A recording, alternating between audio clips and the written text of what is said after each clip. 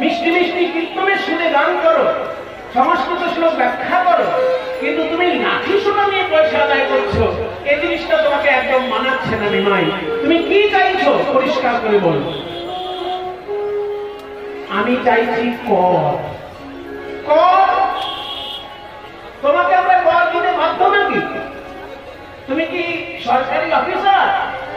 তুমি কি সরকারি কর্মচারী যে তোমাকে আমরা কর দেব? বলছে না, আমি সরকারি কর্মচারী নই। তাহলে তোমাকে আমরা কর দেব কোন দুঃখে? আমরা কর দেব? কাজী সাহেবের বাড়িতে গিয়ে দিয়ে আসো, নবদ্বীপের কাজী সাহেব মোড়ায় যাচ্ছেন, তার বাড়িতে গিয়ে কর দিয়ে আসো। এখন যেমন মিউনিসিপালিটি অফিসে কর দিতে হয় কিংবা পঞ্চায়েত অফিসে গিয়ে কর দিতে হয়, তখন কাজী সাহেবের বাড়িতে দিয়ে আসে, তারপর দায়িত্ব থাকতো কর আদায় করে জমা। তো মোড়ায় কাজীর বাড়িতে গিয়ে তো কর দিয়ে আসবে, তোমাকে দেবো কোন দুঃখে? বহু সুন্দর বলছেন, দাঁড়াও দাঁড়াও, বুঝে নাও। কাজী সাহেবের বাড়িতে তোমরা যে কর দিতে যাবে সেটা কিসের কর? হয় বাড়ি নয় জায়গা জমি। বাড়ি করেছো তার জন্য কর, কিংবা জায়গা কিনেছো তার জন্য কর। কিন্তু আমি তোমাদের কাছে যে করটা চাইছি সেটা কেন চাইছি জানো? কেন চাইছো নয়? তোমরা একটা বাড়ি বানালে তার জন্য সরকারকে কর দাও, কিন্তু ভগবান যে তোমাকে একটা চলন্ত বাড়ি বানিয়ে দিয়েছে তুই তার জন্য তো কর দিলে না। এবার তত্ত্বের দিকে চলে এলো কথা। তোমাকে যে মানুষ, তুমি যে মাথার ঘাম পায়ে ফেলে বাড়ি বানাচ্ছ, বাড়ি বানাতে গেলে তোমার অনেক টাকা খরচা হয়, তার উপরেও সরকারকে ট্যাক্স দিতে হয়। কিন্তু ভগবান যে তোমাকে একটা বাড়ি বানিয়ে দিয়েছে, এই দেহরূপী বাড়ি, দেহরূপী বাড়িটা কেমন?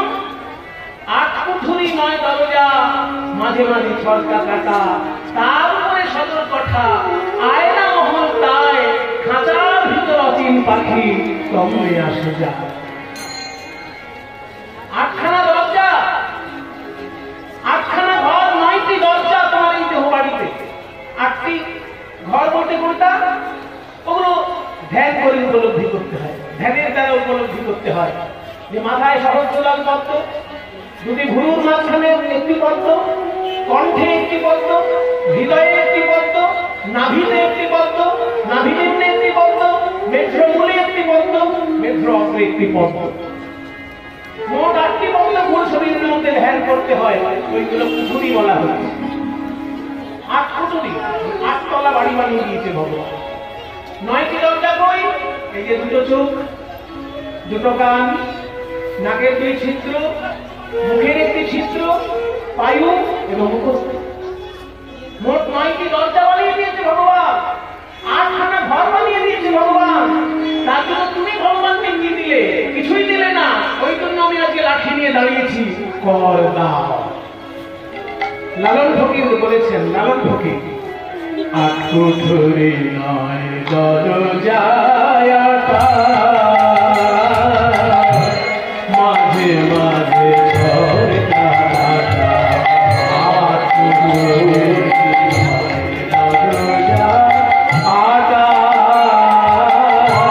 মাঝে মাঝে ছলকা কাটা, তারু পরে সরল কোঠা, তারু পরে সরল কোঠা, দেব না মা।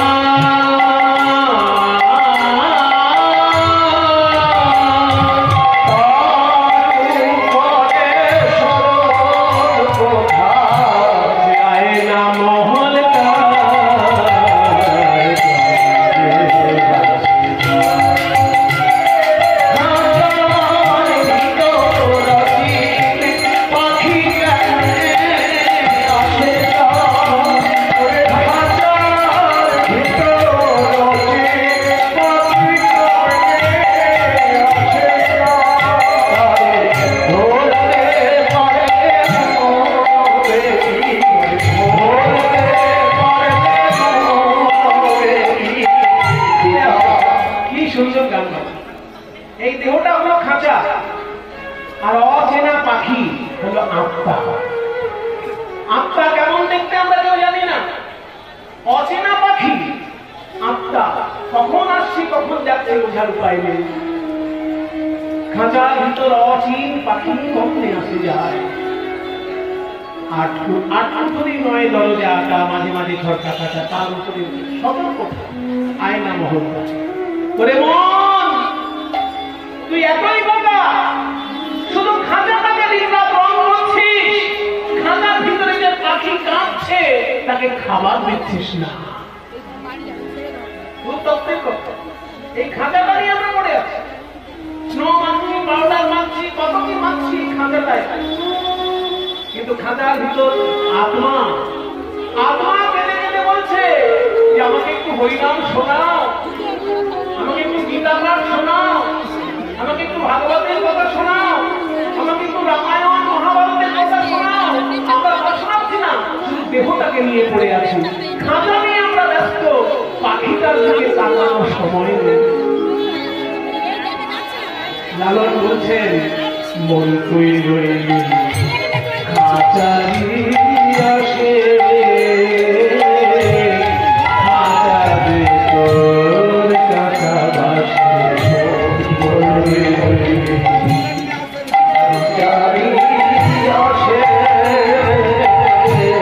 খাঁচারে তোর কাঁচা বাসে কোন দিন খাঁচা করবে বসে, কোন দিন খাঁচা করবে বসে না মা।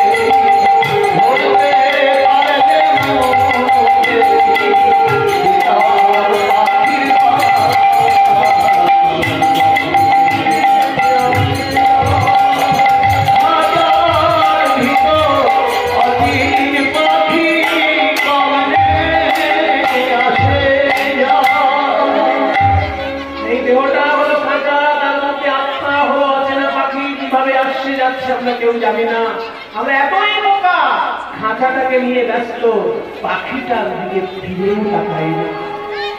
তাই চৈতন্য মহাপ্রভু বলছে তুমি যখন বাড়ি বানাও সরকারকে কর দাও, কিন্তু এই যে তোমাকে এত সুন্দর একটা বাড়ি ভগবান বানিয়ে দিয়েছেন তার জন্য তো কর দিলে না।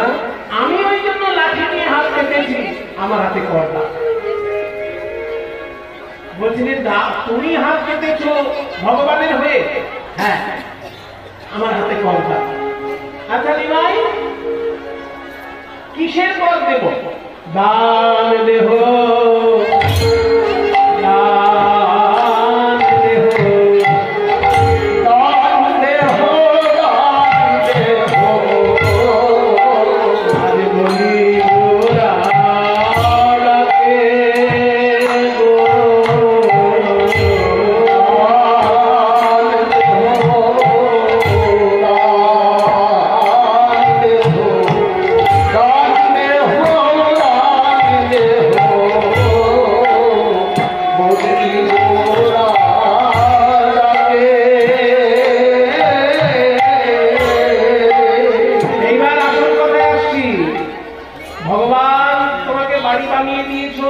ভগবানকে কিছুই দিলে না, এবার বলছো কি দেবে, কি দিতে চাও?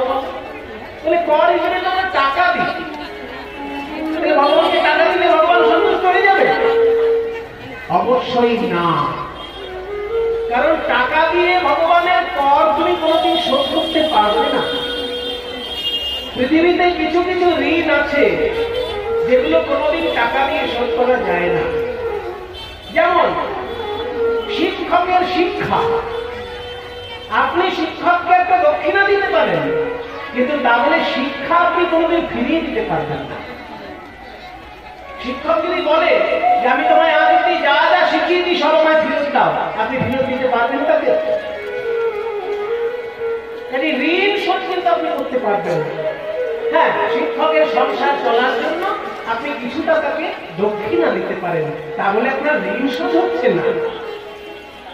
ঠিক তেমনি মা যখন আপনাকে দুধ খাইয়েছেন, বড় করেছেন, আপনি মাকে সেবা করতে পারেন, তার জন্য ভাববেন না যে আপনি মায়ের ঋণ শোধ করছেন, সেটা সম্ভব না। মায়ের এক ফোঁটা ঋণ শোধ হবে না কোনদিন। জন্ম জন্মান্তরে করিলে সাধনা, দয়াবতী দরদিনী মা, কোনদিন শোধ হয় না। ঠিক তেমনি শিক্ষকের শিক্ষাও কোনদিন ঋণ শোধ হয় না। চাণক্য বলেছেন,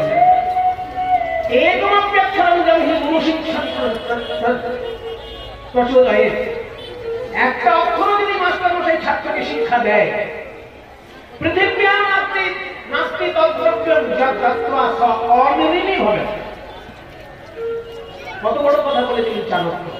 শিক্ষকের কাছে তুমি যদি একটা শিক্ষাও লাভ করো, পৃথিবীতে এমন জিনিস খুঁজে পাবে না যেটা দিয়ে তুমি তার ঋণ শোধ করতে পারো। পৃথিবীতে বলে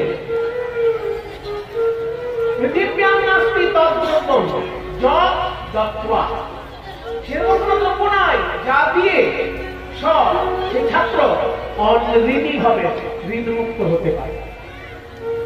শিক্ষকের শিক্ষা যেমন কোনোদিন ঋণ শোধ করা যায় না, মায়ের স্নেহ যেমন কোনোদিন ঋণ শোধ করা যায় না, তেমনি ভগবানকে টাকা দিয়ে কোনোদিন ভগবানকে ট্যাক্স দেওয়া যায় না।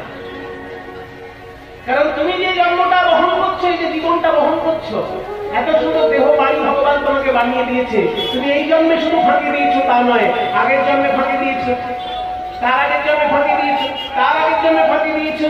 এইভাবে মনুষ্য জন্মের আগে পশু জন্ম ছিল, পশু জন্মে ফাঁকি দিয়েছো। তার আগে পোকামাকড়ের জন্ম ছিল, পোকামাকড়ের জন্মে ফাঁকি দিয়েছো। তার আগে পাখির জন্ম ছিল, পাখির জন্মে ফাঁকি দিয়েছো। তার আগে গাছপালার জন্ম ছিল, গাছপালার জন্মে ফাঁকি দিয়েছো। শাস্ত্র বলতে 84 লক্ষ বার জন্ম আর 84 লক্ষ বার মৃত্যু হয়। 84 লক্ষ বার জন্ম, গাছপালা, পতঙ্গ, পশু পাখি সব ধরে। তাহলে 84 লক্ষ বার তুমি ভগবানকে ফাঁকি দিয়েছো, কত টাকা ট্যাক্স দেবে? যতবার জন্ম নিয়েছো ততবারই তো ফাঁকি দিয়েছে। তাহলে কত টাকা ট্যাক্স দেবে তুমি ভগবানকে সেই ঋণ শোধ করার জন্য? সেই জন্য টাকা দিয়ে কোনোদিন ভগবানের ঋণ শোধ করা যায় না। এবার টাকা দিয়ে যদি শোধ করা না যায় তাহলে কি করতে হয়? মনে করুন সরকারের কোন একটা লোক, সরকারি অফিসার আপনার বাড়িতে এসেছে। হ্যাঁ মশাই, এত বছর ধরে বাড়ি ভোগ করছেন, গভর্নমেন্টকে ট্যাক্স দেননি, ট্যাক্স দেন। কত বছর? দেখা গেল যে এত বছর ট্যাক্স দেয়নি, সেই সব টাকা এক জায়গায় করলে ওই বাড়ির যা দাম তার থেকে ট্যাক্স বেশি হয়ে যাচ্ছে। হয়তো বাড়ির দাম 5 লক্ষ টাকা, কিন্তু সে ট্যাক্স ফাঁকি দিয়েছে 7 লক্ষ টাকা। বলে হয় 7 লক্ষ টাকা দিন, নইলে বাড়িটা ছেড়ে দেন, যে কোনো একটা করে। তাহলে আপনি কোনটা করবেন? 7 লক্ষ টাকা ট্যাক্স দেবেন না বাড়িটা ছেড়ে দেবেন? কারণ বাড়িটার দাম তো 5 লক্ষ, ট্যাক্স হয়ে গেছে 7 লাখ আর বাড়ির দাম উঠেছে 5 লাখ। তাহলে আপনি কি টাকা দেবেন না বাড়ি ছাড়বেন? সেক্ষেত্রে বাড়িটাই ছেড়ে দেওয়া ভালো। সেইটাই খুব সুন্দর বলছেন যে তোমার এত জন্মে জন্মে ফাঁকি দিয়েছো ভগবানকে যে তোমার ট্যাক্স টাকা দিয়ে শেষ করা যাবে না, তাই বাড়িটাই ছেড়ে দাও। এই দেহদান, দেহদান, এই দেহদান,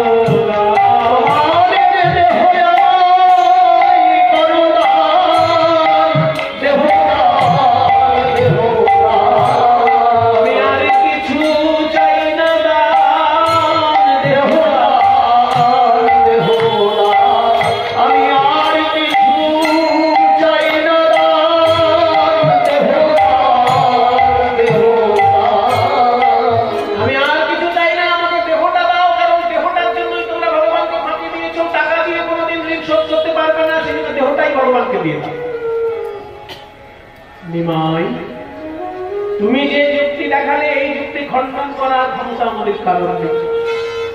84 লক্ষবার জন্ম নিয়েছি আমরা, কারণ 84 লক্ষবার ভগবানকে ফাঁকি দিয়েছি। এত বেশি ফাঁকি দিয়েছি যে টাকা দিয়ে শোধ করা যাবে না, তাই দেহটাই ভগবানকে দিয়ে দিতে হবে। আচ্ছা নিমাই, ট্যাক্স দিতে না পারলে সরকার যদি কারোর বাড়ি কেড়ে নেয়, সেই বাড়িটা একটা ভালো কাজে লাগায়।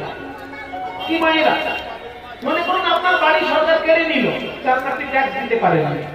এবার ওই যে সরকার কেড়ে নিল, ওই বাড়িটা কি করবে? হয় বিদ্যালয় বানিয়ে দেবে, নয় হাসপাতাল বানিয়ে দেবে, নিশ্চয়ই পার্টি অফিস বানাবে না। যদি পার্টি অফিস বানিয়ে ফেলে তাহলে অন্যায় করবে।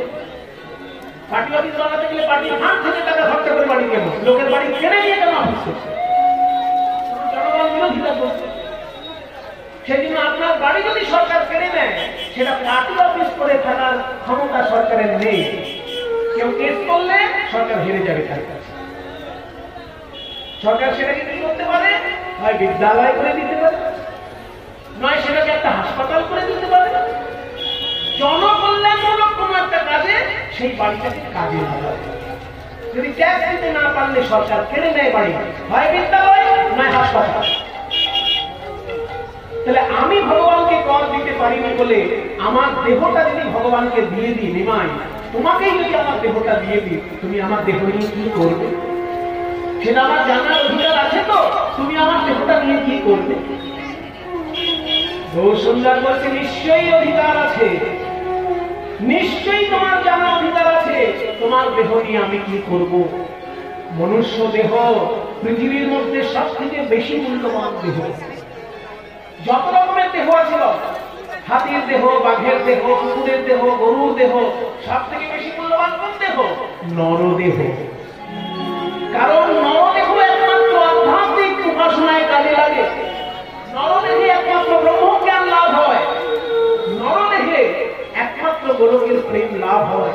সেই জন্য নরদেহ হচ্ছে সর্বশ্রেষ্ঠ দেহ।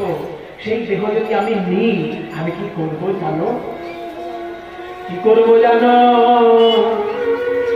তুণ্ডে তাণ্ডবিনিরতে বিতনুতে তুণ্ডাবলিলব্ধ কর্ণক্রোড়ে কদম্বিনি ঘটয়তে কর্ণানুদেভ্য স্পৃহা চেতো প্রাঙ্গণ সঙ্গিনী বিজয়তে সর্বেন্দ্রিয়াণাং কৃতিম নো জানে জনিতা কিয়দ্ভিলম্বিতৈঃ কৃষ্ণেতি বর্ণধ্বন। এত সুন্দর শ্লোকটি কে লিখেছে জানেন? মহাপ্রভুর প্রিয় পার্ষদ শ্রীরূপ গোস্বামী। শ্রীরূপ গোস্বামীর লেখা দুটো সংস্কৃত নাটক আছে। একটা নাটকের নাম বিদগ্ধ মাধব নাটক, আর একটা নাটকের নাম ললিত মাধব নাটক। তার মধ্যে বিদগ্ধ মাধব নাটকে এই শ্লোকটি রূপ গোস্বামী লিখেছেন। এর মানে কি? তুণ্ডে তাণ্ডবিনিরতে বিতনুতে। তুণ্ডে, তুণ্ড মানে, তুণ্ড মানে হচ্ছে জিহ্বা।